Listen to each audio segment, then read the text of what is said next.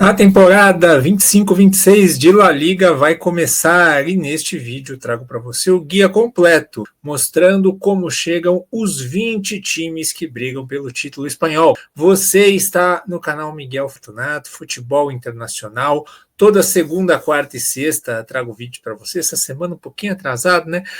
Por conta da complexidade da pesquisa, né? Porque o guia requer muita pesquisa, você se aprofundar, entender, pesquisar novidades, números de 20 times, é realmente algo muito extenso. E já saíram, né, os guias aqui do campeonato inglês, da Premier League, está no ar aqui, também é do campeonato turco. Na semana que vem teremos mais campeonatos. Amanhã sai o tradicional vídeo de sexta-feira aqui, esquentando as turbinas para a Copa do Mundo, fazendo análises da Copa do Mundo de 2026. E para tudo isso, eu peço somente o seu like para que esse vídeo chegue até mais pessoas e também a sua inscrição. Estamos aqui aumentando o número de inscritos para que você possa receber conteúdos como esse de forma mais fácil. Então vamos lá, temporada 24-25 de La Liga passou com o Barcelona sendo campeão, Real Madrid vice e o Atlético de Madrid terceiro, não top 3, que se repete ano após ano.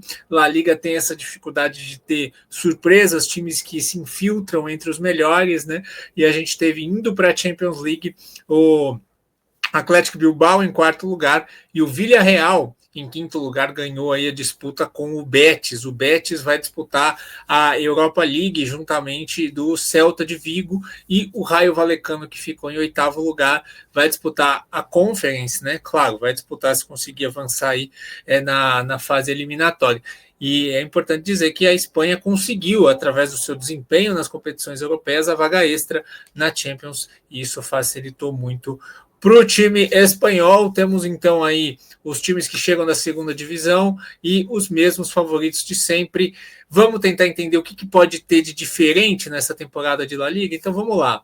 Começando, assim como a gente fez na Premier League, com a classificação da temporada anterior, né? Vamos então com o Barcelona.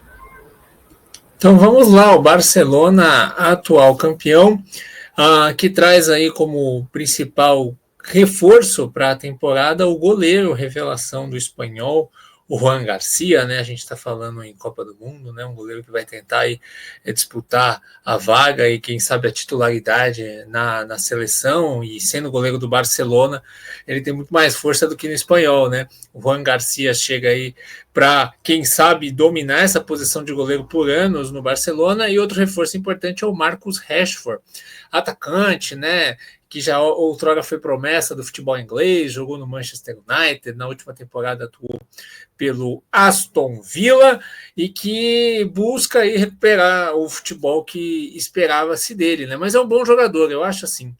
O Barcelona vai ter o Lewandowski fora no começo da temporada por conta de uma lesão, e você tem o Ferran Torres, que executa bem a função de falso 9, mas o Rashford também oferece uma outra opção, né?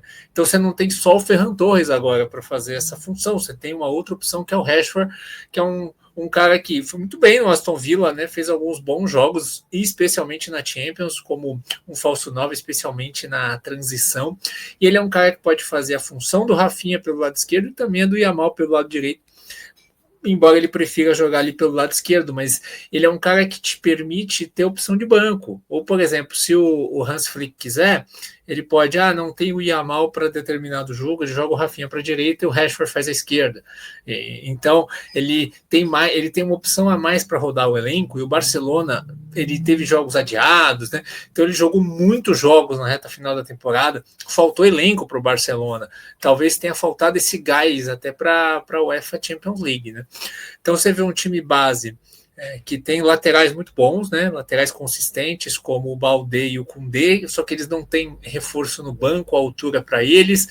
A zaga é uma questão, né? O Cubarsí é um jovem zagueiro muito promissor, mas falta aí companheiros consistentes, né? O Ronald Araújo viveu bons e maus momentos na carreira, o Eric Garcia também é inconstante. Então o Barcelona tem essa questão da defesa, não tem muito dinheiro para investir por conta do fair play financeiro, que em La Liga é muito rigoroso, você não pode gastar mais do que você arrecada. E aí no meio, sim, no meio tem opções, né? Aqui nessa prévia da estreia, né? Quem assistiu o guia da Premier League sabe, eu faço aqui eu pego a prévia da estreia no SofaScore para a gente ter uma base do time, mas é claro que para a temporada podem ter mudanças, né? Aqui o meio está montado com Pedro e com Fermin e com o Frank de Jong, mas você tem o Gavi, você tem o Dani Olmo, você tem outros jogadores aí que podem entrar nesse meio campo. O meio campo do Barcelona, ele tem opções para o time render. E vamos ver se com a chegada do Rashford, de repente, até o Flick pode colocar o Rafinha como esse camisa 10, né? Função que ele fez em alguns momentos no começo da temporada passada, e jogar o Rashford para o lado esquerdo também é uma opção. Mas assim, eu acho que o Barcelona segue forte, segue disputando o título. Não acho que é um favorito sozinho, é um favorito destacado, mas eu acho que assim, principalmente por ter o Lamine Yamal, que é um cara que faz diferença, ele encontra gols onde não tem espaço, né? Ele encontra assistências onde não tem, e ele vai estar um ano mais maduro, um ano mais forte. Ele é uma aberração da natureza. Então você ter um jogador como ele eleva o patamar do seu time. E assim, um outro ponto vamos ver como é que vai ser a temporada seguinte, a melhor temporada da carreira do Rafinha, né? Tomara que ele consiga manter o mesmo nível e mostrar que subiu de patamar como jogador de futebol. Mas a gente tem que entender que muitas vezes um jogador pode fazer uma temporada muito boa e até cair um pouquinho. E aí o Hansi Flick vai ter que trabalhar para que o Rafinha mantenha esse mesmo nível. Indo para o Real Madrid, né? O postulante ao título junto ao Barcelona, acho que de saída os dois vão disputar o título, só que o Real Madrid está muito diferente de uma temporada para outra. No Barcelona isso deu certo, veio o Hansi Flick com um estilo totalmente diferente do que o Barcelona está mais acostumado, né, colocando mais transição no jogo, deu muito certo. E agora o Real Madrid sai de um estilo mais pragmático, né, que visava até encontrar bola longa, um estilo de jogo mais convencional com o Carlo Ancelotti, mais adaptável às situações que tinha, para um time que tem uma identidade muito clara, que vai ser intensidade e pressão e ultrapassagem, que é o esquema que o Xabi Alonso, o jeito que o Xabi Alonso gosta de jogar, técnico que se notabilizou pela boa campanha na temporada retrasada no Bayer Leverkusen, boa não, né? Espetacular campanha, sendo campeão alemão, foi invicto até o último jogo, quando perdeu a final da Liga Europa para a Atalanta, e o Real Madrid, além de trazer o Xabi Alonso, ele traz reforços como o Hausen, que faz uma diferença incrível para a zaga, porque o Hausen é um zagueiro rápido na cobertura, alto para o jogo aéreo e também é um cara que lança muito bem. Então, você pode fazer um passe em profundidade, tentar ultrapassar linhas sem precisar tanto do meio campo. Então, você já pode, na saída de bola, ter uma alternativa a mais com o Hausen. Né? Aqui esse sistema de 3 zagueiros Real Madrid, o Tchouaméni parece que vai ser um terceiro zagueiro híbrido, né? Porque essa versatilidade do Tchouaméni permite até você trocar de esquema durante o jogo. O Arda Güler realmente virou um meio campista, foi a alternativa que o Xabi Alonso criou, né? Até no guia do Mundial que eu fiz aqui eu falava que o Arda Güler era um cara que, para jogar na ponta direita, como ele jogava antes, ele não é um jogador de ultrapassagem, ele é um jogador de gerar ultrapassagem, porque ele consegue proteger a bola e encontrar passes para quem passa. Então o Xabi Alonso, entendendo isso, recuou o Arda Güler para ser esse volante aí ao lado do Valverde, né? Vamos entender como é que vai ser o Arnold e o Carreras, que vai ser o titular, né? Aí tá o Fran Garcia, mas o titular vai ser o Carreras. O Carreras é um cara de boa ultrapassagem, mas o Arnold é mais construtor. Será que com bola a gente vai ter o Arnold mudando a sua característica e passando no corredor? É um cara forte fisicamente, ele pode fazer isso. Ou então o Valverde pode fazer mais essa função de avançar e ultrapassar corredor e o Arnold cair por dentro. A gente vai descobrir isso assistindo as partidas, né? Aqui no ataque a gente tem Vinícius, Kylian Mbappé e Gonçalo Garcia, né? A gente tem a questão do Rodrigo, que parece que pode sair, é uma opção de banco a menos, né, para o Xabi Alonso, mas é um jogador que quer ser titular, né? E aqui o ataque não vai ser assim na temporada, né? Aqui a gente não tem o Bellingham, ele não vai jogar os primeiros meses da temporada para fazer uma cirurgia no ombro, e vamos entender como que o Xabi Alonso vai armar esse time sem o Bellingham. que peças que ele vai usar. Se realmente ele vai tentar jogar o Kylian aberto, se ele vai deixar o Kylian fechado e buscar uma outra opção, né? A gente vai ter que entender qual o estilo de jogo que o Xabi Alonso vai tentar jogar, mas ele vai depender muito do Vinícius e do Kylian, e é importante a gente entender o quanto que ele vai conseguir convencer Vinícius e Kylian Mbappé a, sem bola, trabalhar e defender, porque sem isso, nos grandes jogos, vai ser muito difícil o Real Madrid competir, especialmente contra o Barcelona e contra os principais adversários da Champions.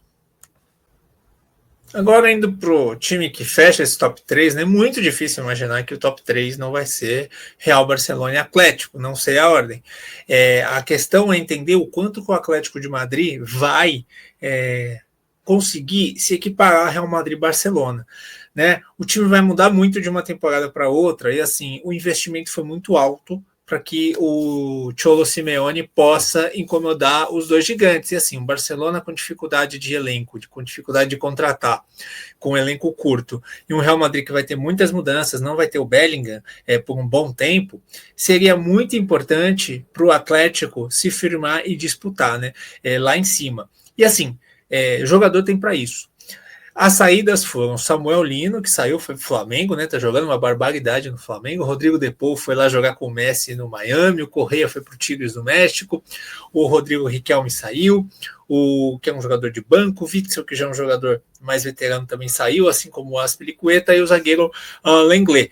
Mas as chegadas foram excelentes, né? O Alex Baena, ponta esquerda do Villarreal, líder de assistências de La Liga. O Ranco, zagueiro destaque do Feyenoord na temporada passada. O Feyenoord com uma excelente campanha na Champions. O Johnny Cardoso, volante, que se destacou muito no Betis. O Raspadori do Napoli, uma opção excelente de velocidade. O Ruggeri, lateral esquerdo, que há anos vinha jogando bem no futebol italiano, estava na Atalanta. O Thiago Almada, campeão da Libertadores com o Botafogo, jogador que está ganhando posição de titular também na seleção argentina.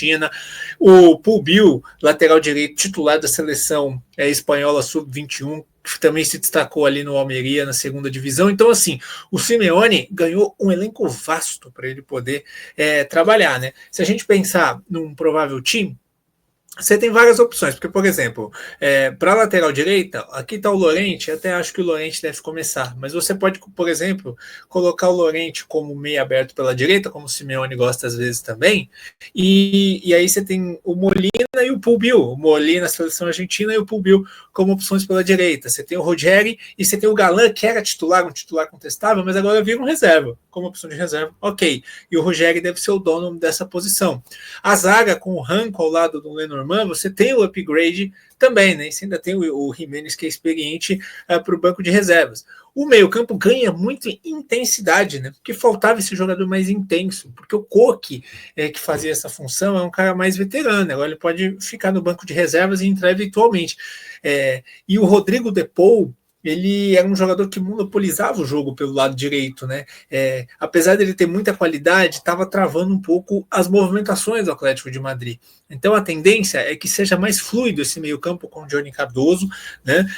Podendo atuar ali, ele que é brasileiro de sangue, digamos assim, mas nasceu nos Estados Unidos e deve pintar aí na seleção americana como uma grande atração para a Copa do Mundo também, né? Aqui a gente vê. Aqui eu acho que vai ser o contrário, né? Você vê o Alex Baena como meia por dentro e o Thiago Almada pela ponta. Eu imagino que o Thiago Almada vai jogar por dentro, o Alex Baena na ponta, Giovanni Simeone e Julian Álvares. Você tem o Griezmann, você tem o Sorloth, você tem muitas opções aí para esse banco de reservas do Atlético de Madrid, o próprio Raspador. Então é um time que vai ganhar opções para segundo tempo. Então eu imagino um Atlético de Madrid, se o Simeone conseguir dar repertório ofensivo, porque agora a pressão está com ele, né? O Simeone está pressionado. Se o Simeone conseguir dar repertório ofensivo para esse time, o Atlético de Madrid, ele tem condições, não digo de terminar na frente dos dois primeiros, mas de incomodar, de conseguir disputar ali perto, ficar ali próximo, em alguns momentos da tabela na frente, enfim. Eu acho que o Atlético de Madrid ele tem material humano para dar esse passo. Agora, indo para o outro, digamos assim, Atlético, esse com o H, né, o Atlético Bilbao, acho que a grande notícia de mercado da Espanha não é uma contratação, é uma renovação, né? é o fico do Nico Williams, porque o Nico Williams, ele estava aí, ele foi cotado no Real, ele foi cotado no Barcelona, ele foi cotado no Bayern, que eu achei que ia, e ele ficou. E assim, a torcida do Atlético, ela não gosta de quem sai e venera quem fica, né? O Atlético Bilbao, todos vocês sabem, só usa jogadores bascos, tem esse orgulho, time que nunca foi rebaixado, é um time completamente peculiar, né? E o Nico Williams, ele é esse cara que vai ser o símbolo da temporada, é um grande jogador, um jogador de elite, eu acho que ele está entre os melhores pontos esquerdas do futebol mundial hoje, e titularíssimo absoluto da seleção espanhola, e mais uma vez ele vai aí defender o Atlético Bilbao por mais uma temporada, o Iñaki Williams jogando de ponta do outro lado, né? Você tem jogadores excelentes aí no time do Bilbao, né? Você tem o Vivian, zagueiro, que é da seleção espanhola, o Nai Simão, goleiro, que é da seleção espanhola, o Jesus Arezzo, lateral direito, que se destacou no Osasuna na temporada passada, chega como um reforço, né, para o técnico Ernesto Valverde. Então o time tem essas opções, né? E eles ainda trouxeram o Robert Navarro para o banco de reserva, que é ponta era do Mallorca na última temporada. Então, excelentes opções aí, né? O Alex Berenguer, que é um jogador que dá bastante assistência. Então o Bilbao, eu espero do Bilbao uma ótima temporada de novo. A questão é, vai ter elenco, vai ter caixa para sustentar uma Champions League e um campeonato espanhol? Quanto que eles vão longe na Champions League, né? Isso pode tirar pontos em La Liga e talvez se manter no top 4, que a gente não sabe se vai ser top 5 para Champions no ano que vem, talvez não seja tão fácil. Mas assim, é um time bom e é um time que vai seguir dando trabalho. Jogar em Bilbao é muito complicado, é muito difícil. Outro time que segue aí também entre as 5 principais forças, acho que isso não muda de uma temporada para outra, as 5 principais forças são essas aqui. Quem completa esse time é o Villarreal. O Villarreal do Marcelino Garcia Toral, técnico experiente, já muito experimentado em La Liga, já conhece muito o time. E assim, o Villarreal, se o Atlético de Madrid tem o Alex Baena como reforço, o Villarreal não tem mais o Alex Baena, né? E essa é a questão. O Alex Baena é um grande jogador da equipe e são muitas assistências que se vão, muitas participações em gols que vão embora com a saída dele. O quanto que o Villarreal vai conseguir suprir com os jogadores que estão à disposição, né? Imagino que para o Villarreal ter uma boa temporada, e o Villarreal também vai estar na Champions League, e isso pesa, né? Você tem o Yeremy Pino, que é um jogador de seleção espanhola, é um cara que jogou a temporada passada toda na ponta direita, deve ser aproveitado mais na ponta esquerda agora como substituto do Baena, né? E espera-se que tenha evolução, que tenha o crescimento do Pino para que ele possa suprir esses números, né? Os números dele não foram tão bons até agora, apesar do talento que está ali, e por isso ele é convocado na seleção espanhola. O Nicolas Pepe, que é um cara que saiu do Lille como uma possível grande revelação do futebol, jogador da Costa do Marfim, foi para o Arsenal, não foi tão bem, agora vai buscando se reencontrar no Villarreal, né? Na última temporada, ele como uma opção que vinha ali do banco, foram 3 gols e 6 assistências. Se o PP, que fez uma boa pré-temporada agora, conseguir ter melhores números, já ajuda a suprir, né? O Etaye Young é também um jogador que o Villarreal também aposta, né? Um cara que estava jogando no Villarreal B essa temporada, né? Veio do Cádiz para o Villarreal B, jogou a terceira divisão da Espanha e apresentou excelentes números, 16 gols na temporada. Então, um jogador camaronês que o Villarreal também aposta e jovem já deve ser colocado aí para jogar. Então, tem nomes, né? Tem também o Ayoze Pérez, que é um cara que ainda está rendendo muito bem, ainda rende bom nível em La Liga, que é uma opção também que deve jogar bastante, o Gerard Moreno. Então, o Villarreal tem bons nomes, né? Principalmente do meio para frente. Do meio para trás é mais razoável, e vale destacar também o goleiro Luiz Júnior, que chegou de Portugal e ganhou a posição de titular. Então temos um destaque aí de um goleiro brasileiro que vem indo bem até aqui no Villarreal nos jogos que fez. E falando ainda do Villarreal, eles perdem o Barry, né, que é um jogador que fez muitos gols, centroavante, que também tira muitas participações em gols, né, que vai para o Everton, só que, já pensando do meio para trás, trouxeram um reforço de peso, né, que é o Thomas Partey, que tem a questão extracampo, a questão das acusações dele, vamos ver o que pode influir, se pode implicar em alguma punição, né, mas o Thomas Partey com bola em campo, é um jogador que era titular do Arsenal, e que vai contribuir muito em roubada de bola. Jogava muito bem em La Liga quando era jogador do Atlético de Madrid. Então, o cara que vai dar intensidade de marcação para esse meio campo, roubada de bola para contra-ataque. Então, realmente, é um reforço que pode ajudar. Vamos ver, eu acho que o Villarreal disputa aí vaga em competições europeias. Não sei se vai conseguir beliscar o G4, não. Vamos de Betis agora. O Betis, que foi vice-campeão da Conference, perdeu a vaga para o Villarreal no finalzinho da temporada ali da Champions League, vai jogar a UEFA Europa League. O Betis que perdeu, né? O Johnny Cardoso, acabou o empréstimo do Antony. O Antony, jogador brasileiro, ele deu uma outra cara para o Betis quando ele veio de reforço, né? E perdeu alguns outros jogadores, né? Trouxe o De Ossa, jogador que se destacou na Copa do Mundo de Clubes lá no Monterrey, jogador colombiano, para o lugar do Johnny Cardoso. O Nathan, zagueiro do Napoli, vem em definitivo. O Riquelme, do Atlético de Madrid, que era reserva e agora deve ter mais minutos como titular. Trouxe o Valentim Gomes, zagueiro do Vélez Sarsfield, destaque aqui no futebol sul-americano. E o Petit, jogador atacante de 18 anos do Nacional do Uruguai, também uma promessa do futebol sul-americano. Acho que o principal destaque do Betis é o Giovanni Lo Celso, né, jogador de seleção argentina, e que ganha agora o Riquelme, né, como ali um aliado. Tem o Isco também, que é um jogador que é muito importante, e o Chucho Hernandes é um cara que está fazendo muito gol, né? Vamos ver o quanto que ele vai conseguir contribuir. Vai depender também muito do Ex-Azuli, de constância, de jogos, de gols, mas o Betis tem ótimos jogadores, ele tem um elenco interessante. Você tem o Bellerin, que é um lateral experiente. Gosto muito do Betis. Acho que o Betis pode aí, vai disputar vaga em competições europeias e pode incomodar na Europa League. Acho que é um time que vai competir bem nessa temporada, né? O Manuel Pellegrini tem um time inteiro aí à disposição e acho que deve dar trabalho também ao trio de ferro nos confrontos diretos, né? Não deve perder fácil para Atlético, Real e Barcelona. Então, vamos ver o quanto que o Antony vai fazer de falta, mas eu acho que o Betis vai ter aí uma boa temporada. Estou alto na equipe de Sevilha. Indo para o Celta pode sofrer, né? O Celta é um time que pode sofrer, porque vai jogar a Europa League, vai ser um calendário duríssimo, e vamos ver o quanto que eles vão conseguir aguentar. O técnico Cláudio Geraldez, que gosta de jogar aí com 3 zagueiros, perdeu o Fer Lopes para o Wolverhampton, atacante, e o Miguel Rodrigues para o Utrecht. Chegou o Lax Moriba, né, jogador do Leipzig, jogador basco, o Ferran Jugla, atacante do Bruges, tem aí a confirmação aí do retorno do Borja Iglesias, enfim.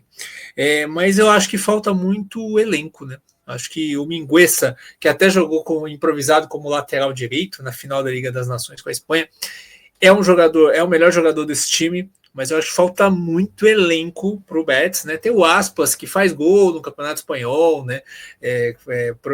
Principalmente jogos contra times menores, é um cara que coloca números, mas eu acho que falta elenco para o Celta. Eu acho que o fato do Celta disputar a Europa League juntamente do Campeonato Espanhol, com um elenco curto que tem e sem grandes opções, eu acho que pode fazer o Celta ficar abaixo dessa briga aí por vagas europeias. Acho que se ele conseguir se manter num G6, G7 ali, né, se conseguir repetir a 7ª colocação desse ano, já seria um resultado de bom tamanho. O Raio Vallecano vai jogar o playoff da Conference. Se ganhar o playoff da Conference, vai ter uma competição europeia também. E para esses times de investimento mais modesto, isso faz diferença, né? Você está acostumado a jogar 38 jogos no ano, mais até onde você for na Copa. E aí depende até onde você for. Então, não dá 43, 44, 45 jogos no ano. E aí, de repente, te coloca uma fase de liga de 8 jogos, da Conference são 6, né? E mais um mata-mata, porque o Vallecano tem condições de avançar na Conference. Isso faz com que a sua temporada, o seu elenco seja exigido, você vai ter muito menos semanas livres do que está acostumado. E o Raio Vallecano vem, né, mais uma vez, com o Igor Pérez como técnico, jogando aí no seu 4-2-3-1, perdeu o Verturu, lateral esquerdo, e de 20 anos, né? E tem aí como. Na verdade, chegou, né? Chegou o Verturu, lateral esquerdo, destaque do Castelhão, perdão, na segunda divisão, jogador de 20 anos, para ajudar no elenco, não perdeu jogadores importantes, e tem aí como destaques jogadores mais humildes, né? O Jorge G. Frutos, meia espanhol, Florian Lejume, zagueiro, o goleiro Augusto Batalha, o meia Álvaro Garcia. É um time modesto, né? Então vamos ver o quanto que o Raio Vallecano vai conseguir competir. É a mesma coisa do Celta. Se conseguir disputar a vaga por competição europeia de novo, tá ótimo. Mas eu acho que vai ser um meião de tabela. Eu acho que o Raio Vallecano, a coisa dele vai ser mais tentar ir longe na Conference mesmo, uma aventura europeia, porque eu acho que rebaixamento aqui é fora de cogitação. Acho que eles têm time para se manter na primeira divisão. Então acho que o Raio Vallecano vai levar o Campeonato Espanhol no meio de tabela e tentar viver essa aventura europeia o mais longe que puder. Bom, agora vamos falar dos times que não tem competição europeia, só tem La Liga e Copa do Rei para disputar. O primeiro deles é o Osasuna, né, que tem um técnico jovem, Alessio Lissi, 39 anos, o técnico italiano, né, aí com cabeça fresca, mas ainda não teve grandes trabalhos na carreira. Quem sabe possa engrenar agora com a equipe de Pamplona. 3-4-2-1 é o seu esquema, estilo Xabi Alonso, gosta de intensidade. Tiveram as saídas aí do Jesus Areço, né, que foi para o Bilbao, e do Pablo Ibanez, meia, que foi para o Alavés. Né. Como reforço, chega o Vitor Munhoz, que até quem acompanhou o Mundial, a Copa do Mundo de Clubes, é o jogador que entrava de vez em quando ali no Real Madrid, emprestado aí para a equipe do Osasuna, e é um jogador que, claro, vai ter muitos minutos aí no time de Pamplona. Mas é isso, né? O time perde o seu lateral direito titular, tem algumas perdas, pode ser que enfraqueça um pouco. O Budimir é um cara que entrega muito gol. Então, isso ajuda muito. O cara foi terceiro colocado na artilharia de La Liga na última temporada. Eu imagino que ele vai seguir aí fazendo muitos gols, centroavante croata, e isso ajuda muito você ter um cara que vai te entregar um gol num jogo difícil, um jogo 0-0, e vai te fazer pontuar, vai te fazer vencer, mas é um time que não dá para esperar um grande salto de uma temporada para outra. Assim como o Mallorca, né? O Mallorca ficou em 10º lugar no campeonato, o Mallorca que tem como treinador o Jagoba Arrasate e perdeu aí seus dois zagueiros, né, o Copete para o Valência e o Van der Heijden para o Gent.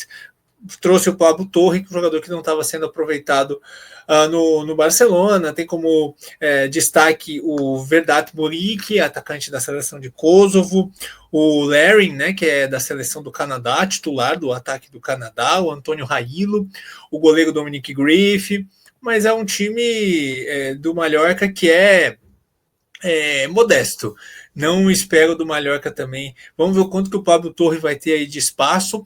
O Asano, jogador japonês, que é convocado muitas vezes para a seleção do Japão, é um cara que traz velocidade, mas também não vejo salto no Mallorca. Também acho que é um time que se mantém. O mercado em La Liga esse ano foi pouco aquecido, acho que pouco dinheiro para fazer transações. Né? Então os times mudaram um pouco, é um ou outro que sai, um ou outro que chega. Então é difícil esperar grandes mudanças de um time para o outro, né? Bom, agora indo para Real Sociedad, né? Um time que a gente está acostumado em ver lá na parte de cima da tabela e que teve uma temporada ruim. E assim, a expectativa não é tão boa, né? É uma incógnita. O time tem um técnico novo agora, o Sérgio Francisco, que era técnico do time B, sobe e vai ter o seu primeiro trabalho como profissional. Vamos ver o quanto que ele vai conseguir evoluir, né? O grande problema é a saída do Zubimendi, que foi para o Arsenal. O Zubimendi, titular da seleção espanhola, um jogador que dita o ritmo do meio-campo. Como é que eles vão fazer para suprir isso, né? Não veio nenhum jogador, nenhum reforço para o lugar do Zubimendi. Eles vão optar aí por opções aí do elenco mesmo para tentar suprir essa ausência, né? Além dele, saiu o Olazar Gasly, meia, foi para o Levante, o Aguerd terminou o empréstimo, né, para o West Ham, voltou lá para a Premier League, e tem como chegadas o Gonçalo Guedes, que é um jogador que faz a ponta, estava no Wolverhampton, e o Caleta Car, zagueiro ali experimentado da seleção da Croácia, que estava no Lyon. Então, assim, tem alguns destaques no time da Real Sociedad, tem talento, né? Você tem o Oyarzabal, que é titular da seleção espanhola, jogador que faz ali o falso 9, muito bem, pode fazer também as pontas, pode jogar como meia atrás do atacante, muito versátil, rápido, inteligente. O Takefusa Kubo, que está cada vez melhor, um ponta rápido, driblador, né? Você tem aí o Brian Mendes, que é um jogador de qualidade no meio campo, mas eu não sei se vai ser suficiente, né? Vamos ver o quanto que eles vão conseguir ter domínio, posse de bola, se eles vão tentar ter mais transição, né? Um jogador para ficar de olho nesse time é o Orri Stein Oscarsson, que é o centroavante da seleção da Islândia de 20 anos. O cara que fez 14 gols na última temporada, né? Ele jogou metade da temporada no Copenhague, metade na Real Sociedad, com uma temporada inteira agora. Vamos ver se ele se desenvolve mais. Isso pode trazer gols e pontos para a equipe, né? E outro destaque, obviamente, é o Alex Remiro, que é goleiro, que é convocado muitas vezes para a seleção da Espanha. Tomara que a Real Sociedad consiga se recuperar e até brigar por vagas europeias. Mas é isso, a ausência do Zubimendi pode pesar muito. Indo para o Valência, né? Quem te viu, quem te vê. Você vê que a gente vê times aqui que ficaram na segunda página da tabela da temporada passada, que são times muito tradicionais, né? O Valência, vice-campeão europeu, né? De tantas histórias, tantos craques, né? Hoje está com o técnico Carlos Coubertin, de 42 anos, o time joga num 4-4-2, né? Perdeu seu goleiro, o Mamardashvili, terminou o tempo de carência, digamos assim, ele vai lá para o Liverpool, se juntou já ao Liverpool, né? Perde o zagueiro Mosquera, zagueiro titular da seleção sub-21 da Espanha, né? Para o Arsenal, uma grande revelação do Valência. O Gazirovski vai para o PSV também, zagueiro. Chegam o Felipe Ugrinich, destaque lá no Campeonato Suíço pelo Young Boys, o Copete, zagueiro do Mallorca, e chega o Santa Maria, volante do Rennes. Né? O Valência é interessante que, como o dinheiro acabou, ele se tornou um formador de jogador. Né? Então você tem jogadores aí importantes da seleção sub-21, como o César Tarrega, que é zagueiro titular da seleção sub-21 da Espanha, e o Javi Guerra, que é um dos jogadores cérebros do meio-campo aí nas seleções de base da Espanha, né? O sub-21, sempre lembrando que ele é meio que um sub-23, né? Porque começa o ciclo de 2 anos, jogadores até 21 anos, e termina o ciclo com jogadores até 23 anos. Mas é isso, o time depende muito de Hugo Duro, depende do Pepe Lu Meia, do Gaiá, do Dani Raba. Enfim, o Valência sofreu 54 gols na última temporada, né? Vamos ver se com o desenvolvimento dos jovens o Valência consegue aí ter um bom desempenho, mas também é difícil de imaginar um salto, porque o mercado não foi tão próspero. Mesmo depender do desenvolvimento dos seus jovens jogadores aí, Pepe Lu, Javi Guerra fazerem aí um ótimo meio campo, de repente a coisa fluir, mas não é a expectativa o Valência brigar muito alto na tabela. Getafe de Bordalás, né? Bordalás, técnico experiente de La Liga, né? Para quem acompanha o Campeonato Espanhol, já está em boas temporadas fazendo bons trabalhos. O Getafe é um time que dá trabalho e que a gente sempre espera que vá fazer melhor, né? Para essa temporada eles perdem o Alenha, zagueiro pro Alavés, mas eles trazem o Juami, ponta esquerda do Betis, e o Davantini, que se destacou no Recreativo Huelva, lateral esquerdo. Então tem opções aí para o lado esquerdo, né? O Luiz Milá é o destaque da equipe, o Arambari, meia também, artilheiro nessa temporada, o Borja Maioral, e o Uchi, que foi o líder de assistências, né, o jogador nigeriano. Outro jogador conhecido é o Alderete, que é zagueiro da seleção do Paraguai.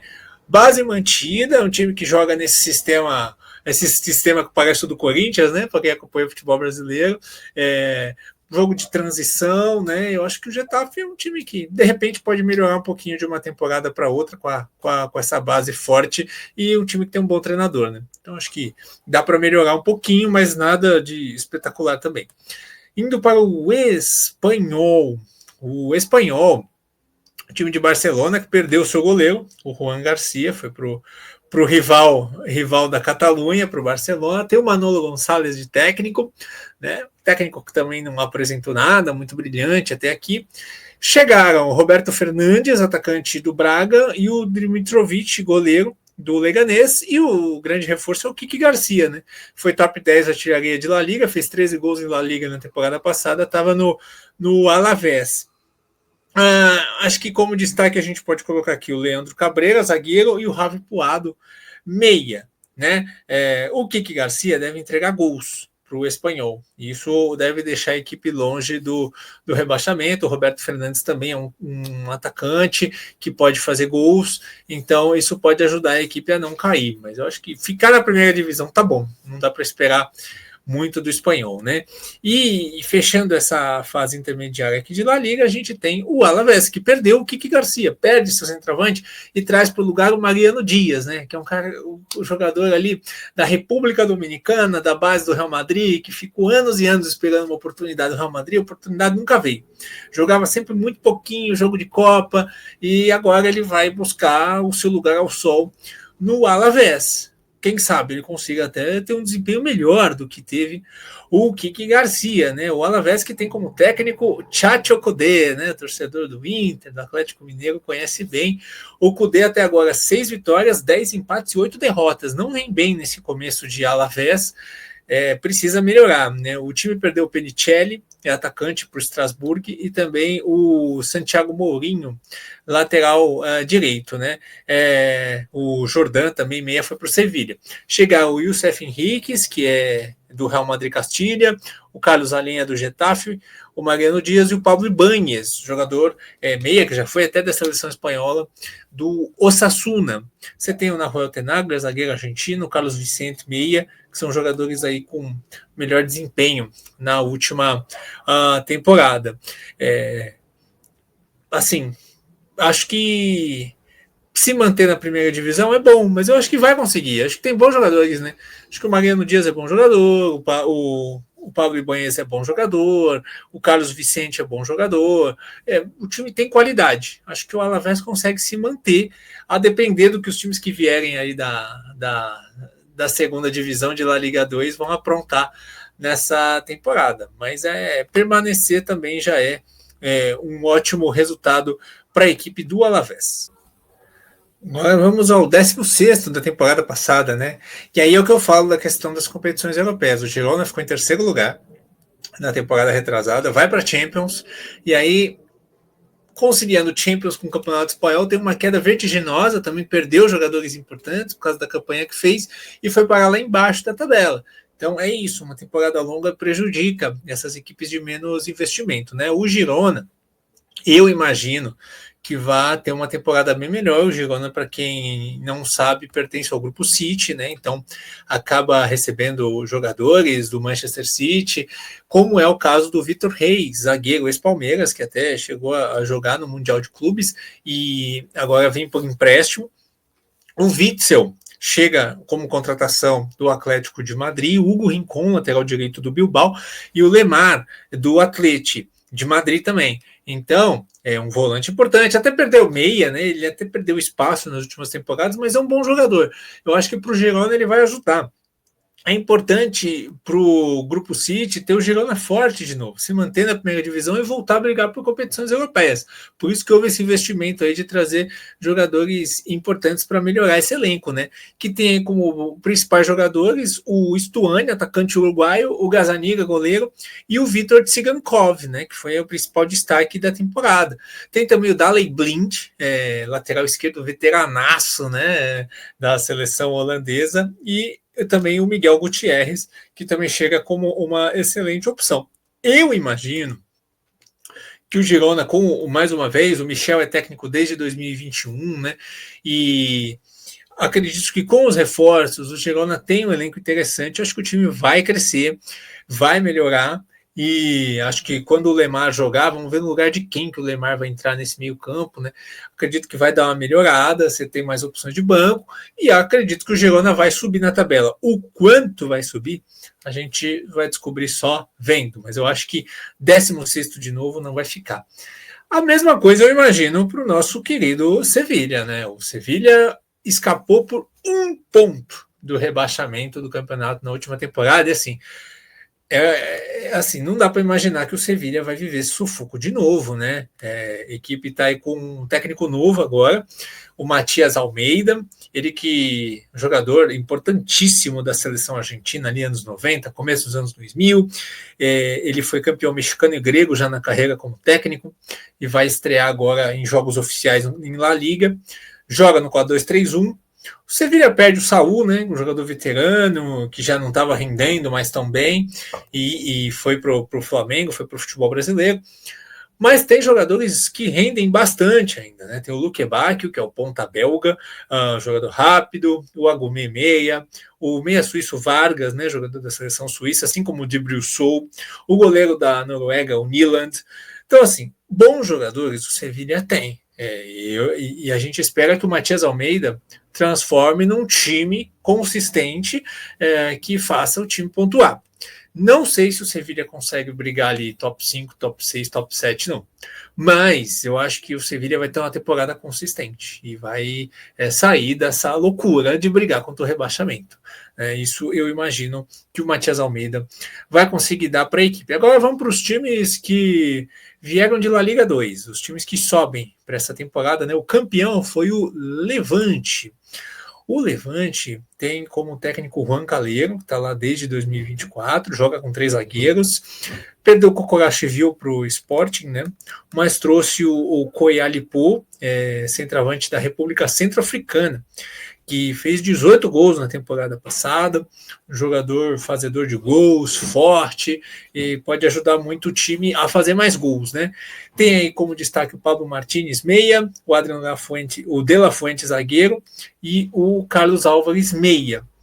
Será que o Levante vai conseguir ficar da primeira divisão? Isso a gente vai descobrir com o tempo, né? Mas tem aí alguns bons jogadores, se conseguir se defender bem e se o Koyalipo conseguir fazer esses gols aí, de repente o Levante consegue ficar na primeira divisão.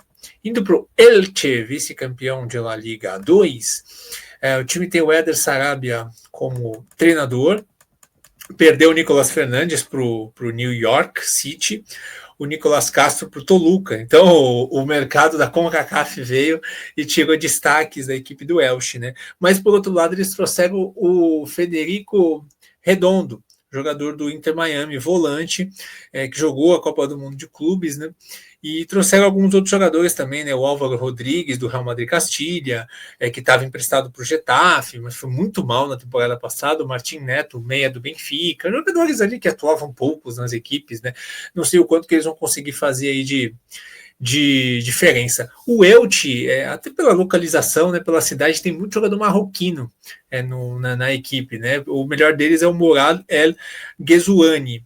E o líder de assistência é o Josan, meio espanhol. Então, assim, o Elche é um time que o Febas teve números muito ruins na temporada. O Elche é um time que eu acho que vai bater e voltar. Não imagino que vai render muito, mas eu quero ver muito Redondo em campo, ver o quanto que ele vai conseguir jogar bem em La Liga, né? Se ele vai conseguir jogar bem a ponto de ir para outro time de La Liga de repente e se firmar no futebol europeu. E por fim, a gente traz aqui o Oviedo, time que se classificou e pegou a última vaga de La Liga 2. Oviedo, um time tradicional aí do futebol espanhol, do campeonato espanhol aí dos anos 90, né? Tá de volta à La Liga esse ano e vamos ver se vai conseguir brigar para permanecer. O técnico, ele é um sérvio, o Veliko Paunovic, que é um cara que se estabeleceu no futebol mexicano, estava anos e anos lá no futebol mexicano, aqueles andarilhos da bola, né? Mas o melhor resultado do Paunovic foi o título mundial com a Sérvia na Copa do Mundo Sub-20 em 2015. Vocês vão se lembrar contra a seleção brasileira na final. O atacante brasileiro, o alemão, sai também o meia Moiano, um alemão foi artilheiro do time em La Liga 2. Chega o Luka Ilic, atacante do Estrela Vermelha, um bom reforço, né? O William Shaira do Girona, agora em definitivo, né? Ponta esquerda, e o Salomão Rondon do Pachuca chega para ser o centroavante, que é uma ótima opção, né? O Rondon é um cara que já jogou aí Campeonato Espanhol. O Rondon é aquele centroavante rompedor, né? Bom você ter no elenco, né? Agora, a grande história do Oviedo é o Santi Cazorla, jogador ex-Arsenal, né? Jogador que já jogou Copa do Mundo pela Espanha. O Cazorla, ele foi revelado pelo Oviedo e ele se ofereceu nesse finalzinho de carreira para jogar de graça pela equipe espanhola. E ele conseguiu fazer o time subir, sendo o melhor jogador da equipe na segunda divisão. Então é uma grande história.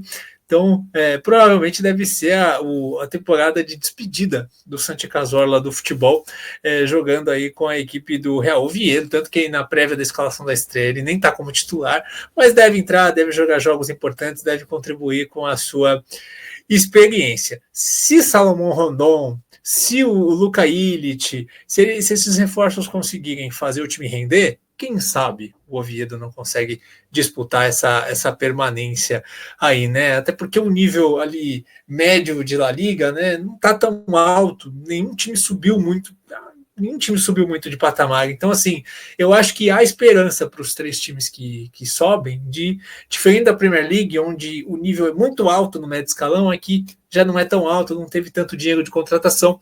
Então, acho que a gente pode ter surpresas aqui, certo, gente? É isso. Então, quero saber se gostaram, o que vocês acharam, quais são os palpites de vocês para a temporada de La Liga, da Real, da Barcelona, quem vai para a Champions, quem vai cair, quero saber a opinião de vocês, deixa aí nos comentários, a gente se vê no próximo vídeo. Grande abraço e até a próxima.